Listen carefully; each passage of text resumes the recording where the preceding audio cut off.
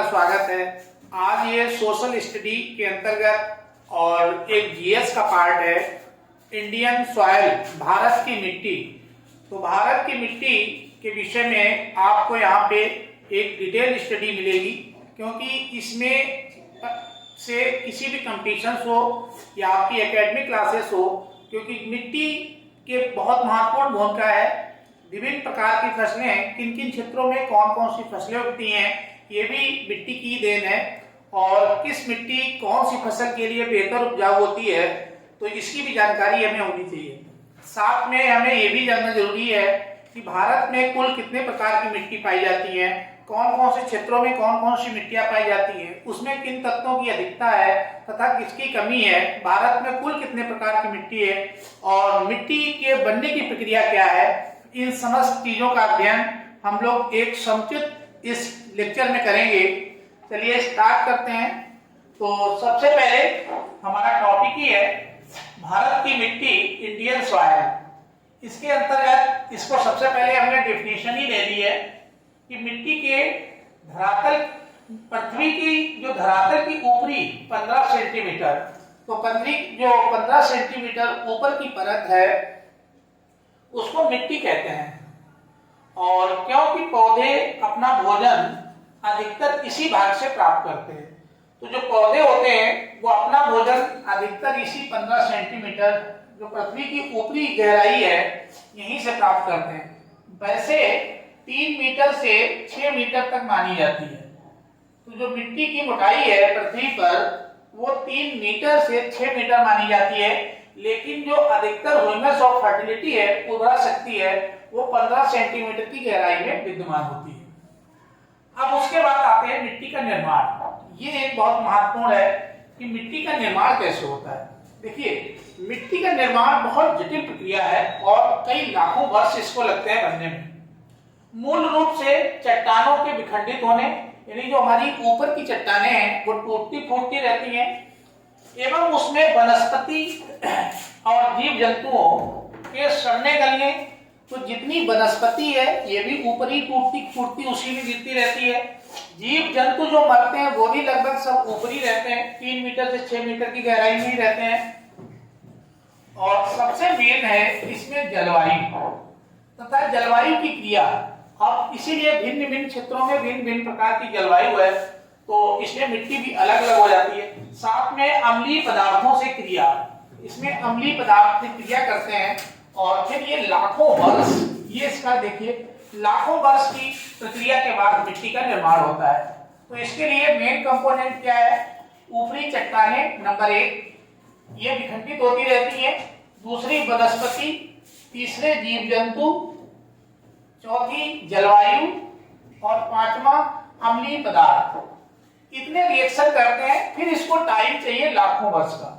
तो 1, 2, 3, 4, 5 और ये तो टाइम है। इतनी प्रक्रिया के बाद मिट्टी का निर्माण होता है। तो 5 इसमें महत्वपूर्ण कंपोनेंट के नाम से भी जाने जाते हैं, ये ध्यान रखना है। तो मिट्टी के निर्माण में ये 5 महत्वपूर्ण कंपोनेंट हैं, ये आपको ध्यान रखने पड़ेंगे। तो मिट्टी का मतलब ही इसमें है, एक तो चट्टाने की टूट फूट, तो चट्टाने और चट्टानों के साथ में आपकी वनस्पति, वनस्पति के बाद में, वनस्पति के बाद जीव जंतु, क्योंकि मरे वाले जीव जंतु, और जीव जंतुओं को बाद में जलवायु, जलवायु और जलवायु के बाद में इसमें अम्लीय पदार्थ, अम्लीय पदार्थ। तो ये इतना मिलकर के सम्मिलित रूप को ही मिट्टी कहा जाता है। अब उसके बाद में ये एक महत्वपूर्ण है, इसमें एक बहुत इंपॉर्टेंट फैक्टर है कि सभी प्रकार की पीएच वैल्यू, क्योंकि मिट्टी की जो फर्टिलिटी है वो उसकी पीएच वैल्यू से मापी जाती है। अब जिसकी पीएच वैल्यू 6 से 7, देखिए 7 पे कोई भी चीज पीएच न्यूट्रल हो जाता है, ना वो अम्लीय रहता है ना क्षारीय होता है। तो 7 तो उदासीन होता है। ये पीएच स्केल का जो 7 है ये उदासीन होता है, ना पीएच ना अम्लीय, शुद्ध जल। इसके इधर आएंगे 7 से कम की तरफ तो अम्लीयता बढ़ती है, अम्लीयता, तो अम्लीयता ये बढ़ती है। और इसके 7 के आगे जाएंगे तो क्षारीयता बढ़ती है, क्षारीयता बढ़ती जाती है। तो थोड़ा क्षारीय नहीं होना चाहिए बल्कि अम्लीय होना चाहिए, हल्का सा अम्लीय चलेगा 6 से 7। तो फसलों के उगाने के लिए भूमि का जो पीएच मान है वो लगभग 6 से 7 होना चाहिए, ये ध्यान रखिएगा। क्योंकि जैसे क्षारीय हो गई तो वो ऊसर जमीन या बंजर जमीन के नाम से जानी जाती है। अब इसमें इसी के आधार पे, अम्लीयता और क्षारीयता के आधार पे देखिए 2 कंपोनेंट हैं। मिट्टी की अम्लीय मिट्टी कैसे जानेंगे और उसको सही कैसे करेंगे, क्षारीय मिट्टी। तो मिट्टी की अम्लीयता को कम करने के लिए ये क्वेश्चन कई बार आया है, तो उसमें क्या मिलाया जाता है। यदि अम्लीयता उसकी कम करनी है तो चूने को मिलाओ, क्योंकि चूना क्षारीय कंपोनेंट है, अम्ल और क्षार मिलकर के लवण बना देता है। तो इसमें यही क्रिया हो जाती है, अम्ल, इसमें जब आप क्षार को मिलाओगे तो इससे क्या होगा, लवण बनेगा और साथ में जल निकलता है। तो इसलिए चूना यानी अम्लीय मिट्टी में चूना यानी क्षारीय पदार्थ मिलाया जाता है, जिससे उसकी अम्लीयता खत्म हो जाती है। इससे आप कम कर सकते हैं। इसी का ठीक उल्टा है, क्षारीय मिट्टी में मिट्टी की क्षारीयता को कम करने के लिए जिप्सम मिलाते हैं। तो जिप्सम का प्रयोग करते हैं, जिससे वो उसकी क्षारीयता घटती है। तो ये इसके महत्वपूर्ण फैक्ट्स से। तो मिट्टी का निर्माण कैसे होता है उसकी परिभाषा कहते हैं, और मिट्टी के अध्ययन को पेडालॉजी कहा जाता है, यानी मृदा विज्ञान। और भारतीय कृषि अनुसंधान परिषद ने जो है भारतीय मिट्टी को कुल 8 वर्गों में बांटा है। उन 8 वर्गों की मिट्टियों का क्या क्या नाम है, किन किन फसलों के लिए कौन सी मिट्टी जिम्मेदार है, ये आपको अगले कंटेंट में अब बताने जा रहे हैं। चलिए स्टार्ट करते हैं। इसमें आगे मिट्टी के जो क्लासिफिकेशन है, भारतीय कृषि अनुसंधान परिषद 2006 में जो किया गया कि भारतीय मिट्टी को 8 भागों में बांटा गया, और मिट्टी के अध्ययन को मृदा विज्ञान, मृदा मतलब मिट्टी, और विज्ञान यानी कि लॉजी, पेडालॉजी, पेड़ पौधे, जिसमें पेड़ पौधे उगते हैं उसी की वजह से इसको पेडालॉजी से आप याद रख सकते हैं। भारतीय कृषि अनुसंधान परिषद जो है उसने भारतीय की जो मिट्टी है उसको 2006 में 8 वर्गों में विभाजित किया, और ये 8 वर्ग हैं। इसमें नंबर 1 पे जलोढ़ मिट्टी, यानी जलोढ़ मिट्टी जो जल के द्वारा लाई गई, नदियों के द्वारा लाई गई मिट्टी जलोढ़ मिट्टी है। दूसरी इसमें काली मिट्टी जो बेसाल्ट चट्टानों से बनती है। तीसरी लाल मिट्टी और लेटेराइट मिट्टी चौथे नंबर की मिट्टी है ये। पर्वतीय मिट्टी और दलदलों में पाई जाती है, इसलिए ये दलदली मिट्टी। मरुस्थल में पाई जाने वाली मरुस्थलीय मिट्टी, और जिसमें लवणीय मिट्टी, ये 8वें नंबर की मिट्टी है। तो ये इस तरीके से कुल मिलाकर के 8 प्रकार की मिट्टी, पूरी भारत की मिट्टी को क्लासिफाई किया गया है। सबसे नंबर 1 पे सबसे ज्यादा उपजाऊ जलोढ़ मिट्टी है। काली मिट्टी, लाल मिट्टी, लेटराइट, पर्वतीय, दलदली, मरुस्थलीय, लवणी। इसमें जो स्टार्टिंग की 4 मिट्टी हैं ये भारत में सबसे ज्यादा पाई जाती हैं। भारत की सर्वाधिक भूभाग पे पाई जाने वाली जलोढ़ मिट्टी है। तो सबसे ज्यादा जलोढ़ मिट्टी है जो मैदानी भागों में पाई जाती है, 7.7 लाख वर्ग किलोमीटर में फैली है। और भारत के सर्वाधिक क्षेत्रफल पे 50% से अधिक जो भूभाग कवर करती है वो 4 प्रकार की मिट्टियां पाई जाती हैं। इसमें जलोढ़ सबसे अधिक है, जलोढ़ के बाद में लाल मिट्टी, लाल के बाद काली। तो नंबर 1 पे जलोढ़, दूसरा नंबर लाल मिट्टी का है, तीसरा नंबर काली का, चौथा लेटराइट का। इन मिट्टियों में क्रम आपसे कई बार पूछा गया है, इनको क्रम से लगाइए, सबसे ज्यादा भूभाग पे पाए जाने का क्रम। तो जलोढ़ नंबर 1 रहेगा, लाल दूसरा, काली तीसरी, लेटराइट चौथा नंबर।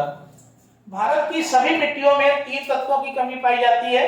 एक में वो 3 तत्व कौन कौन से हैं? नाइट्रोजन, जिसको आप N2 कहते हैं, फास्फोरस P, और ह्यूमस।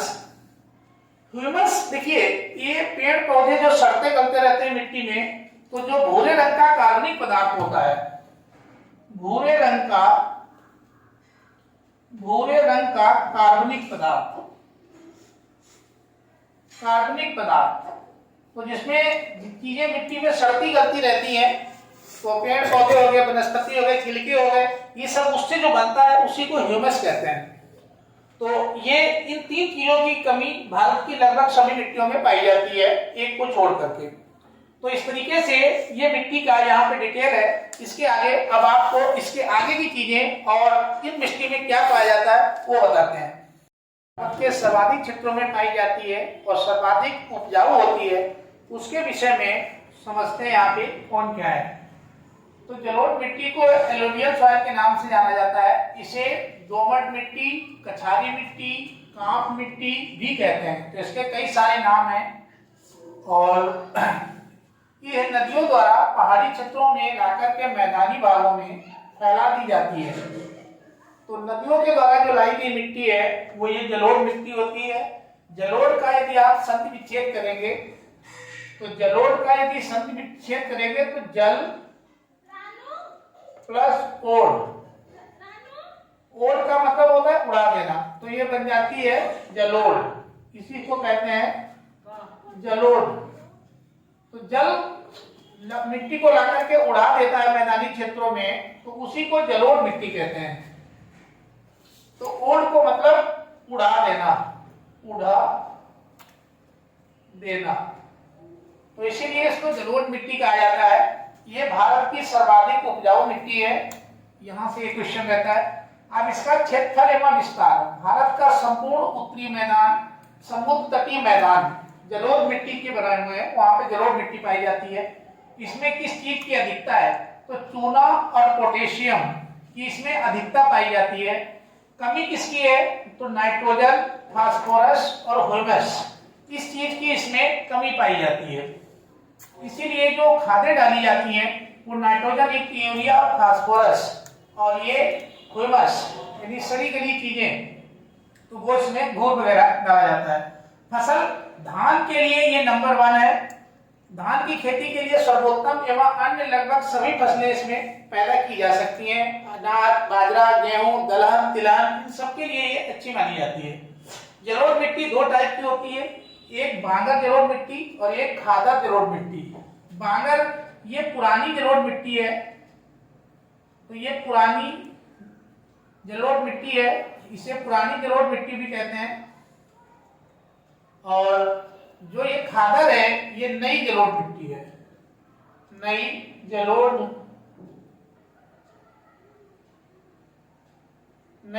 मिट्टी।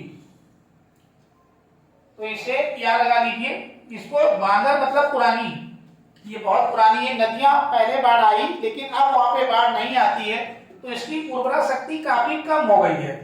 तो जिसकी उर्वरा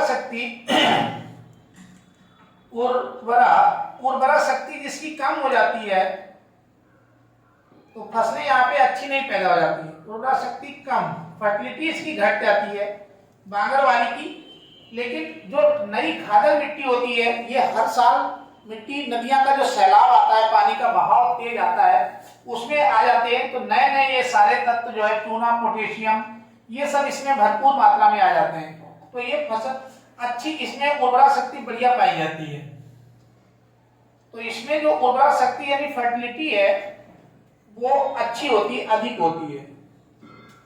तो जो नई जलोढ़ मिट्टी है ये फसलों के लिए ज्यादा अच्छी मानी जाती है, ये उससे कम अच्छी होती है। तो ये 2 टाइप की होती है। यहाँ पे आपको फिर ये खादें डालनी पड़ती है। चलिए, उम्मीद करते हैं जलोढ़ मिट्टी को आपने समझ लिया। अब जानते हैं काली मिट्टी और अन्य मिट्टियों के विषय में। इसमें अब हम लोग समझते हैं कि काली मिट्टी यानी कि ब्लैक सॉइल क्या है। तो इसका निर्माण ज्वालामुखी से बनी बेसाल्ट चट्टानों से होता है। ये कई बार प्रश्न आया है। ज्वालामुखी चट्टानों से निकलने वाली बेसाल्ट चट्टानें, इसे काली मिट्टी, रेंगुर मिट्टी, कपास मिट्टी, लावा मिट्टी और साथ में जुते हुए खेत की मिट्टी भी कहते हैं। जुते हुए खेत की मिट्टी के नाम से भी इसे जाना जाता है। मिट्टी का रंग जो काला होता है वो टिटेनिफेरस मैग्नेटाइट, मैग्नेट का रंग भी काला होता है, इसलिए इसका टिटेनिफेरस मैग्नेटाइट की वजह से इसका कलर जो है वो ब्लैक होता है तत्व के कारण। तो ये याद रखना है, कई बार पूछा गया है। इसका जो क्षेत्र है मध्य प्रदेश, गुजरात, महाराष्ट्र, कर्नाटक, प्रायद्वीपीय भागों, जिसमें सर्वाधिक महाराष्ट्र में पाई जाती है। फसलों में कपास के लिए ये नंबर 1 होती है। कपास के लिए सर्वाधिक उपयुक्त मिट्टी है। इसे जुते हुए खेत की मिट्टी भी कहते हैं क्योंकि जल सोखने की क्षमता इसमें सबसे अधिक होती है और जब ये सूखती है, धूप पड़ जाती है तो सूखने पर इसमें दरारें पड़ जाती हैं, अर्थात बड़े बड़े चिट्टे हो जाते हैं, दरारें पड़ती हैं, इसीलिए इसे पूरी दरारें हो जाती है तो लग रहा है खेत जैसा जोता गया है। तो इसीलिए इसे जोते खेत की मिट्टी भी कहते हैं क्योंकि ये मिट्टी देखेंगे काफी हार्ड होती है और ऐसे ऐसे इसमें दरारें पड़ती रहती हैं, ऐसे ऐसे इसमें दरारें तमाम पड़ जाती हैं। तो इसीलिए लगता है खेत जोत दिया गया है तो जोते हुए खेत की मिट्टी भी कही जाती है। कपास के लिए नंबर 1 है, महाराष्ट्र में सर्वाधिक पाई जाती है। इटेनिफेरस मैग्नेटाइट के कारण से इसका रंग जो है वो काला होता है। तो काला रंग होने का कारण रेंगुर मिट्टी भी इसी को कहा जाता है। तो चलिए इस तरीके से आपने यहाँ पे 2 मिट्टियों का अध्ययन कर लिया है। अन्य मिट्टियों को फिर बताते हैं आगे। इसके बाद में जो नेक्स्ट बची हुई मिट्टी है उनका डिटेल आपको नेक्स्ट पार्ट, इसका सेकंड पार्ट में आपको दिया जाएगा। चलिए तब तक थैंक यू फॉर वॉचिंग।